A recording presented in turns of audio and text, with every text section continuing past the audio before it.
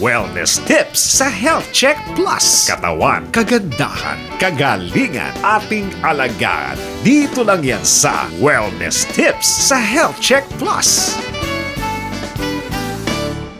Nagbabalik ang Health Check Plus. Kasama po nating muli ang isang suki ng Health Check Plus, isang registered psychologist, nurse at teacher at MBA degree holder pa, si Professor Michael U. Jimenez. Magandang araw po sa inyo, Professor Michael. Magandang araw din sa inyo, Attorney Mimi Campos Banayat and Teacher Ellie Banayat. Kumusta kayo? Mabuti naman po, Professor Michael. At yun nga po, kasi po, kaya po namin kayo inimbitahan ngayong araw na to dahil noong nakaraang linggo ay Suicide Prevention Week. Kaya naman nandito ngayon kayo bilang inimbita natin para po sana ipag-usapan natin ang napakaselan na paksang ito. At yun nga po, para sa ating mga nakikinig at nanonood, ang pag-uusapan natin ngayon ay medyo sensitibong topic. Kaya bantayan po natin ang ating mga kabataan at mga sarili na posible po tayong matrigger.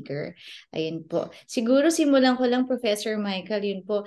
Ayon na rin sa datos ng Philippine Statistics Authority, tumataas na po ang kaso ng suicide nitong nagdaang taon sa Pilipinas, lalong-lalo na po daw sa hanay ng ating mga mag-aaral. Yun po. Sa inyong karanasan po, Professor Michael, at sa inyong pag-aaral na din, ano po kaya ang dahilan kung bakit po nangyayari ito sa ating kabataan at tumataas po ang mga numero dito? Maraming mga kabataan natin ngayon ang nakaranas ng depression. At marami ring dahilan kung bakit nangyayari ito. Maaaring sila ay may pinagdadaanan na personal sa kanilang buhay. Merong kaya nagkakaroon ng suicide dahil sa depression, o kaya naman maaaring ito ay dahil sa naranasan nila sa trauma sa kanilang buhay. Bukod dito, pwede rin ito ay dahil sa kanilang mga kasamaan. Merong bullying ang isa sa dahilan kung bakit ang iba ay maaaring magkaroon ng depression, pati na rin ang suicide. Minsan naman, wala talagang masabi na eksaktong dahilan kung bakit nagkakaroon ng depression or bakit nagsusuicide ang isang tao. Ito ay nangyayari dahil may problema doon sa chemical sa brain ng kabataan o ng mga matatanda at ito yung ginagamot. Kaya binibigyan ng gamot ang mga tao may depression kasi minsan chemical yung problema. In relation rin po doon sa statistics po, at yun nga po yung very specific na ito ay yung incidence po ng suicide ay tumataas. Professor Michael, yun po, yung pong mga nabanggit po ninyo na data o yung data po ng Philippine Statistics Authority, pati na rin po yung mga nabanggit ninyo na dahilan, ito po yung sa depression, yung mga naranasang trauma, bullying, at yung mayroon pong chemical na imbalance or ano po ba, kondisyon sa brain po natin. Dok, ito po ba ay sa kabataan lamang or masasabi po natin na pati po sa mga mas nakakatanda ay ito rin po yung dahilan? Sa kabataan at sa mas nakakatanda, ito rin ang maaaring dahilan. At sa kapag pinag-uusapan ng depression, titignan natin yung mga dahilan. Number one, ito ay namamana from one generation to another generation. Kaya halimbawa, kung meron tayong kamag-anak na merong depression, bantayan din natin ang sarili natin. Kaya nga, halimbawa, katulad ng mataas na presyon, high blood pressure, kung may hypertension ang magulang mo, possible na magkaroon ka rin ng hypertension, ganun din ang diabetes, at ganun din ang depression. Kumbaga, ang depression ay katulad ng ibang mga sakit na merong chemical na imbalance na nangyayari dun sa tao. And Professor Michael, very personal po yung ibang nakita nyo, nabanggit po ninyo mga dahilan, yun po na in relation sa pagtaas ng datos or incidents po nitong ganitong sitwasyon. Professor Michael, yung pong very personal na mga na mga dahilan, yun po, mayroon po bang outward, yun po overt, or yung pong na-observe po nating mga sintomas or behavior na dapat po nating bantayan kapag po tayo ay isang magulang, yung mga anak natin or may naalagaan nating mga bata, or tayo isang kaibigan, yun po, para maagapan naman po natin o mapigilan ang posibleng ito po, pagka-engage sa suicide ng isang mahal sa buhay natin o isang kaibigan. Ako, tama, Attorney Mimi. Kasi kumaga, bago dumating ang suicide, nakaranas ng depression yung tao. So ang tanong natin ngayon, ano bang nangyayari sa mga tao may depression? Ano ba mga, sabi niyo nga, ano ang dapat nating bantayan? Ang depression kasi, yan ay kalaban eh. Ilan ba ang mga tao may depression sa buong mundo? 300 million. 300 million ang may depression sa buong mundo. At gaano karami ang 300 million? Ito ay katumbas ng buong population ng United States of America. Gaano karami ang 300 million katao na may depression? Ito ay katumbas ng 3 beses ng population ng ating bansa. So yung population ng bansa natin na 100 plus million multiplied by 3, ganon karami ang may depression sa buong mundo. Ang depression ay kalaban natin. At ang paraan para masugpo natin ang kalaban, kilalanin natin. Kaya napakaganda nitong nabanggit ninyo na anong dapat kong bantayan. Maraming mga sintomas na dapat nating tignan at kapag kami mga psychologists ay merong pasyente, tinitingnan namin at hinahanap namin ang siyam na sintomas. Number 1, ang tao na may depression, medyo bumabagal na ang concentration pati pag-iisip. Tinatanong mo, hindi nakakasagot. Number 2, yung mga bagay na dating na-enjoy niya, hindi na niya na-enjoy. So kung dati, yung inyong teenager ay tuwan-tuwa na nagbabasketball, ngayon nakita niya parang walang gana. Dati tuwan-tuwa, nagmo-Mobile Legends, nagbabalorant, nag-video game. Ngayon, parang hindi na siya masaya. Sa mga adults naman, dati noon, tuwan-tuwa ka sa trabaho mo, ngayon parang sabi mo, parang wala nang dahilan para gawin ko to. Yun ang ikalawa, yung interest. Ikatlo, yung mood. So yung mood na yan, ito yung iyak ng iyak yung tao, napakalungkot niya. Ikaapat, yung energy level. Ibig sabihin, kaya ako pag tinatanong ko yung pasyente, o kumusta, anong ginawa mo nitong nakaraang linggo? Anong sagot ng mga tao may depression? Wala. Gusto ko nakahiga na ako, ayoko nang bumangon, parang tinatamad ang buo kong katawan, babangon na ako, punta sa CR, o kaya kakain ng kaunti kung may gana, tapos walang gana. Yun ang mangyayari. At ang tingin nila sa sarili na parang napakaliit, wala akong kwenta, walang dahilan. Kung obserba natin to sa ating mga sarili, ito yung mga bagay na naranasan ng mga tao may depression. So una, bumabagal ng pag-iisip. Ikalawa, nawawala ng interest. Ikatlo, yung mood ay bumababa, nagiging sad. Ikaapat, yung energy level ay bumababa. Ikalima, yung self-worth na tinatawag, yung tingin sa sarili ay lumiliit na rin. Bukod doon, meron pang apat. Yung ika-anim, yung tinatawag nating motor, no? Yung motor, yun nga, bumabagal ang paggalaw kasi mabagal din ang pag-iisip. Ika-pito, yung eating pattern. Nako, may mga tao, dalawang klase kasi ang tao na nade-depress. May mga tao nade-depress na hindi kumakain, pero may mga tao nade-depress na kain ng kain.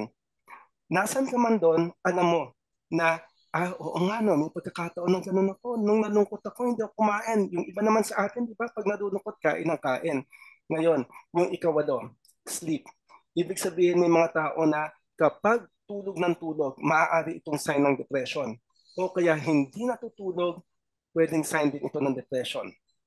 At ang pinakahuli, kaya naman, ang pinakahuli natin, ito yung suicide. Pwedeng nag-iisip yung tao tungkol sa suicide, pwedeng may plano na siya na mag-suicide o kaya gusto niya na, o kaya eto na, yung plano niya, isasagawa na niya, sasaktan ng sarili. Bali, siyam na sintomas yan na hinahanap naming mga psychologist sa pasyente na nagsisik ng help. Usually, pag 5 dyan, kasama yung interest at mood, out of 9, pag 2 linggo yan, basta 2 linggo, no? Ito ang nakatala doon sa pinaka-manual no, ng psychologist. Nakatala doon na pag 2 weeks or more na yung symptoms na yan, kailangan itong tao na to ay nadadiagnose na major depressive disorder. Kaya alam nyo, tayo siguro dito, ang mga audience natin, mga tagapakinig, may mga pagkakataon ba na hindi kayo makatulog ng 3 araw, 4 na araw, 4 na 5 araw di kayo makatulog. Tapos pagdating ng after 1 week, okay na kayo, nakakatulog na kayo na maayos. Hindi iyon depression. Para masabing depression, kailangan 2 weeks or more. Tapos kailangan 5 ang symptoms. So yun ang mga dapat nating bantayan.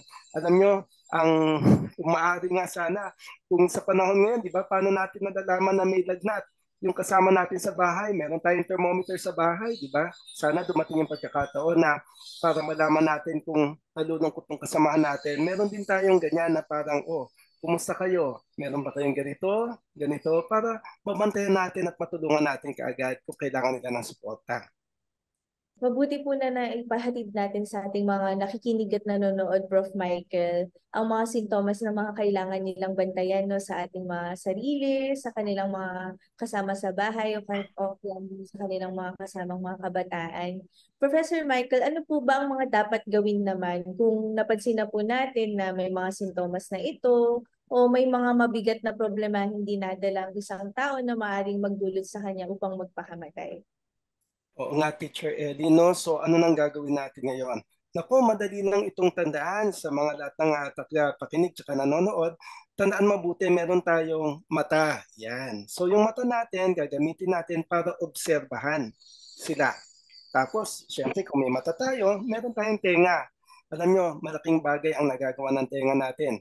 Minsan yung tao na wala ng pag-asa, minsan yung tao na gusto ng sumuko, minsan yung tao na parang gusto ng takasan ng lahat. Hihinto siya para gawin yon. Bakit? Kasi alam niya na nakikinig ka pa. Alam niya na meron pang tutulong sa kanya.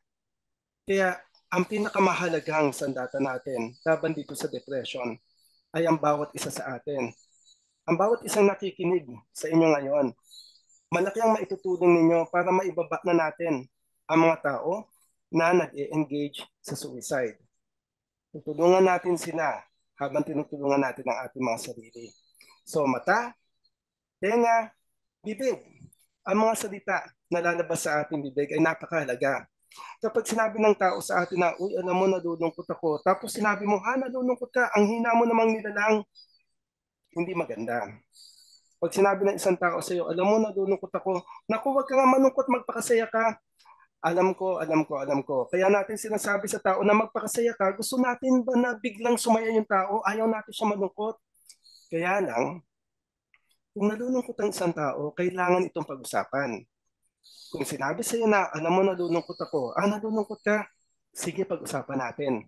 Kasi kapag sinabi mo sa kanya na, alam mo, nalulungkot ako, tapos sinabi mo kaagad na, huwag ka nga malungkot, ako, pinutol mo na yung pagkakataon para makapagkwento siya.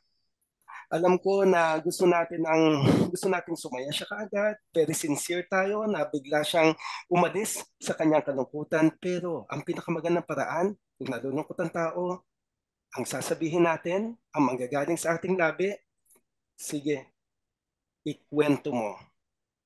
Gamitin ang mata para tignan ang tao at bantayan. Gamitin ang tenga para makinig. Kaya dalawa ang tenga natin, ibig sabihin mas dapat tayong makinig kesa magsalita. Ang bibig natin, ang labi, gamitin. Magsalita tayo sa kanya at wag natin ikakat kaagad. Hayaan niyo magkwento ng magkwento ang tao. At kung hindi siya handa magkwento, irespeto natin. Kung tahimik lang siya, sabihin natin, o sige, okay lang kung hindi ka pa handa na magsabi. Basta nandito lang ako. At meron tayong kamay. Yan. So ang kamay natin, ito yung tinatawag natin lend a helping hand. Tapos, hindi lang yon. Yung next. Yung dalawang kamay mo, iganyan mo ngayon. So yan, pag pinagsama natin ang dalawang kamay natin, yan na yung link. So ililink na natin siya sa professional. Alam ko na gusto natin tumulong, pero may mga bagay na minsan hindi natin kayang gawin. Kaya kailangan silang i-refer sa professional, sa doktor, sa psychologist, sa psychiatrist, para mabigyan sila ng karampatang lunas. Yun ang pwede natin gawin sa kanila. Ang ganda po ng mga nasabi ninyo, Prof. Michael, kasi napakadaling gawin, no? At very doable talaga itong mga bagay na ito. Kaya sana naman sa ating mga nakikinig at nanonood, gamitin po natin ang ating 5 senses para matulungan ang ating mga kasama sa buhay na nakakaranas ng depression o ng pagkalungkot. Prof. Michael, kailan naman po natin masasabi, balikan ko lang po yung ating napag-usapan mga sintomas. Kailan naman po natin masasabi na hindi na suicide prone ng isang tao at maaari nang di ganun katutok ang ating monitoring sa kanya? Okay. Napakaganda ng tanong mo at napaka-challenging ng task na yon na aalamin mo kailan kaya siya hindi na suicidal. Kasi ang isang tao, hindi natin alam kung kailan siya hindi suicidal unless minomonitor natin. Minsan kasi ganito nangyayari. Napakalungkot ng tao. Napakalungkot niya. Isang buwan, napakalungkot. Pagkatapos, after 1 month, masayang-masaya siya. At pag masaya-masaya siya, ang iisipin mo, siguro okay na siya. Pero hindi. Minsan may mga tao na biglang nagbabago yung kanilang mood. Malungkot sila ng isang buwan, tapos ngayon napakasaya. Bakit sila masaya? Masaya sila kasi at last, alam na nila kung paano nila tatakasan ng problema sa mundo. Masaya sila kasi at last, alam na nila kung paano tatalikuran lahat ng suliranin nila. Masaya sila kasi alam na nila kung ano ang gagawin. Kaya minsan nakakabahala kapag napakalungkot tapos biglang sumaya itong tao na may depression. Dahil ibig sabihin, mas tumataas yung possibility, yung probability na itutuloy nila yung kanilang engagement sa suicide. So hindi tayo maaari na biglang maging relax na sa ating pakikitungo sa kanila. Napakahalaga na sila ay pantayan. At dalawa yan sabi ko nga, kapag may depression ng isang tao, may mga tao na kailangan ng gamot, may mga tao na hindi na kailangan ng gamot. Mabuti pa, tingnan natin ang lagnat. Di ba? Kapag tayo ay nagkaroon ng lagnat, may lagnat na nadadaan natin sa pabimpo-bimpo, ganyan. So tapos bababa na ang lagnat. Pero alam nyo, may lagnat na nagiging napakataas. At pag napakataas ng lagnat, dapat itong gamutin. Dahil pag hindi ginamot, magkakaroon ng convulsion yung tao. Ganon din ang depression. May depression na nadadaan sa pamamagitan ng pakikipag-usap, pagsuporta. Pero may depression na kailangan ng gamutin at kailangan uminom ng gamot ng tao para makatulog siya ng maayos, magkaroon na siya ng gana sa pagkain, at hindi takbo ng takbo ang kanyang utak. Kailangan niya ng gamot para kumalma rin ang kanyang pakiramdam. Kaya again, kombinasyon ito ng mga treatment pagdating sa depression. Tapos minsan, aabot pa yan ng kumaga, kailan mo malalaman na hindi na siya suicidal?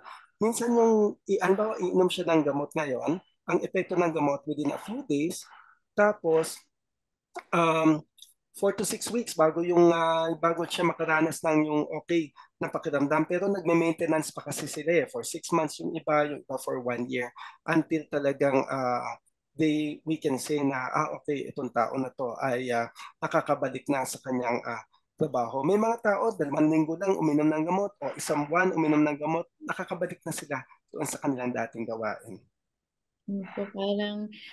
Parang may opportunity rin po talaga yung ganitong sitwasyon para makilala natin ng lubos ang isang tao, yun po, at hindi bitawan kaagad or kailanman din po, Doc and Professor Michael. Prof Michael, yun po, I'm sure meron din po kayong na-experience and siguro po sa ating mga nakikinig at nanonood ay mayroon po silang narinig, yun po, na mayroon pong isang kakilala, kaibigan na, or mahal sa buhay, yun po na who died of suicide, yun po. And siguro, ang tanong ko po ay, yung pong klaseng intervention para sa mga pamilya po noong yung tao pong namatay sa suicide, yun po. Doc, Professor Michael, yun po. Ano naman po yung maiitulong natin sa kanila or yung intervention po ba na sinasabi or tinatawag? Kasi ang isang tao, halimbawa mayroong nag-suicide, ang pinaka naaapektuhan niyan, yung mga kaibigan niya at saka kapamilya niya at ang buong lipunan, ang buong komunidad. Meron tayong tinatawag na ripple effect. Kaya titingnan natin kung ano bang nararanasan ng mga pamilya kapag mayroong nag-suicide. Number 1, hindi sila makapaniwala na nangyayari ito. Shock, denial. Number 2, makakaramdam sila ng galit. Pwedeng galit ito sa sitwasyon, galit ito sa kanilang mga sarili, or makakaramdam sila ng guilt. Kasalanan namin ito. Tapos, ikatlo, yung bargaining. Gusto nilang balikan. Kung maibabalik lang namin yung time na yon, hindi sana ito mangyayari. Kaya patuloy nilang sisisihin ang sarili nila dahil sa nangyaring ito. And number 4, depression. Ibig sabihin, kung meron kang kamag-anak na nawala dahil sa suicide, maaari mo ring maramdaman ang depression. maaari rin ito maging traumatic para sa iyo. Kaya nga yung ibang kamag-anak ng mga nag-suicide, minsan na-admit din sila dahil nag-undergo sila nung emotional trauma. At sa bandang huli, dadating sila dun sa acceptance stage. Pero napakalayo pa nun at napakatagal pa para tanggapin nila. Kaya huwag tayo magsasabi sa kanila na, naku, nasa better place na siya. Huwag nating sasabihin yon sa mga kamag-anak. Naku, mabuti na rin ngayon, wala na siyang pain. Huwag nating sasabihin yung mga bagay na to.